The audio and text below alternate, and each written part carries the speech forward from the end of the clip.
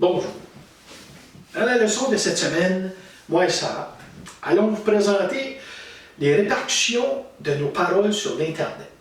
Un petit peu la différence entre la liberté d'expression puis quand on franchit la ligne du raisonnable de nos paroles, qu'est-ce qui peut devenir de l'intimidation et même de l'harcèlement et qui peut nous attirer des ennuis avec la justice ou au niveau social. Ça fait que dans la leçon de cette semaine, on va voir plusieurs scénarios qui vont porter les élèves ou les personnes intéressées à venir sur mon site à réfléchir, est-ce que cette parole-là ou ces gestes-là que les personnes dans le scénario ont posé dépassent la limite du raisonnable et qui devrait intervenir? Je vous donnerai aussi des outils comme 10 conseils à surveiller sur l'Internet pour les plus jeunes et les moins jeunes et les plus jeunes pour vous donner des indices un peu. Mais il faut réaliser qu'ici au Canada, la Charte des droits et libertés nous permet d'avoir une liberté d'expression. On a une liberté de parole, liberté de pensée, mais c'est quand ça dépasse la limite du raisonnable au niveau social, quand tu blesses du monde. M. Miyagi, dans Karate Kid, a dit « C'est important, Daniel-san, que tu aies une balance dans ta vie. Un ballon. » Mais qu'est-ce qu'on dit? Les choses qu'on dit ont des répercussions. Voltaire a dit « Je ne suis pas d'accord avec ce que vous dites, mais je me battrai jusqu'à la mort pour que vous puissiez le dire. » La Charte des droits et libertés, c'est important d'avoir le droit de parole, mais il ne faut pas l'utiliser comme le deuxième amendement des États-Unis, qui dit qu'on a le droit de porter arme.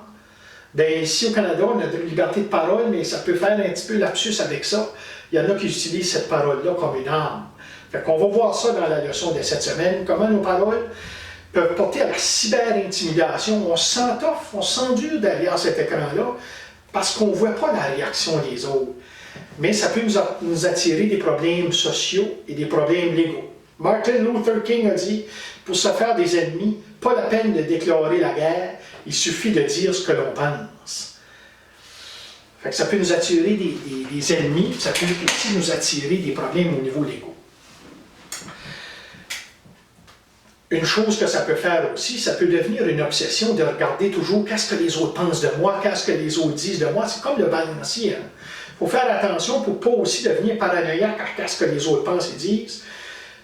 Parce qu'il y a un proverbe qui dit aussi, qu'est-ce que les autres pensent de nous, c'est pas de nos affaires. Ah. Et nos paroles peuvent devenir tout simplement de l'harcèlement même dans les milieux des sports, quelqu'un qui crie après l'arbitre. Ça peut devenir de l'harcèlement au milieu du travail. On va regarder ça dans notre travail.